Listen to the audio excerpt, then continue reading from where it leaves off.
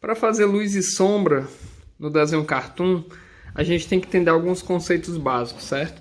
Então, por exemplo, aqui, ó, a parte mais clara é chamada de brilho, a fonte de luz está aqui, certo? Essa parte mais clara é o brilho, essa parte rachurada é chamada de meio tom, essa parte escura seria a sombra, essa rachurada, mais rachurada é a sombra refletida, a luz refletida, certo? Que é a luz dessa lâmpada aqui toca nessa superfície e é refletida aqui na esfera, e aqui a sombra projetada. Então aqui eu dei alguns exemplos, ó.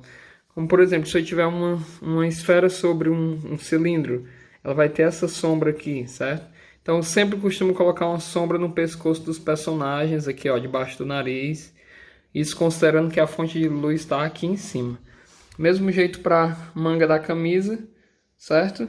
Mesmo jeito aqui nesse outro exemplo. Esse outro exemplo aqui de luz e sombra é interessante porque ele está segurando uma lâmpada aqui na boca, ela acesa, certo? E aqui a parte de cima, acima do nariz dele, ó, do nariz para cima tem uma certa sombra. Por quê? Porque eu estou imaginando que essa região está impedindo que a luz chegue nos olhos dele, aqui nessa parte dos olhos, certo? Por isso que ficou dessa maneira. A gente tem que sempre pensar nas formas tridimensionais.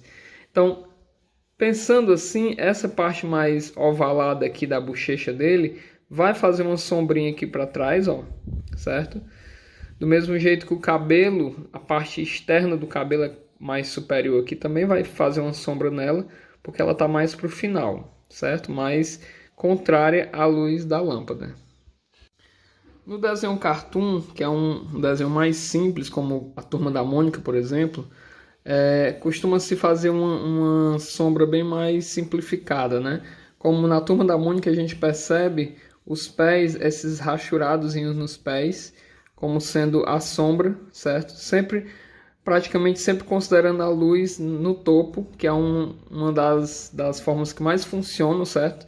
A luz vindo de cima e a sombra sendo abaixo do personagem. Então aqui temos uma sombra abaixo do quadril dele, uma sombrinha aqui no final do pé e aqui na parte de baixo da perna, além dessa sombra sob o personagem, certo? Sob os pés do personagem, que é muito característico dos desenhos da Turma da Mônica. Aqui um outro exemplo, imagine a luz vindo de cima, ela vai fazer uma certa sombra abaixo do nariz, certo? Abaixo aqui do queixo, porque o queixo dele é mais volumoso do que o restante do rosto aqui, ó, certo? E o pescoço, porque a cabeça é mais volumosa do que o pescoço.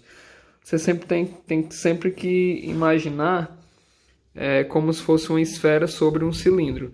Vai ter uma sombra, se a luz estiver por cima, que é o caso aqui, vai ter uma sombra em parte desse cilindro, certo? Porque a esfera, que seria a cabeça, está atrapalhando a luz chegar aqui no cilindro, certo? Da mesma forma que a luz não chega nessa parte do braço por causa da manga da camisa. E aqui, no caso de mãos, você pode também ter uma situação como essa, um rachurado, porque os dedos aqui estão mais escondidos da luz. Gostou do vídeo? Então se inscreve no canal e marca o sininho para o YouTube poder te notificar. A gente está colocando todos os dias aulas novas aqui no canal, ensinando e ajudando as pessoas que querem aprender a desenhar no estilo cartoon, certo? Então se você gostou desse vídeo, também deixa o seu joinha para ajudar o nosso canal a crescer.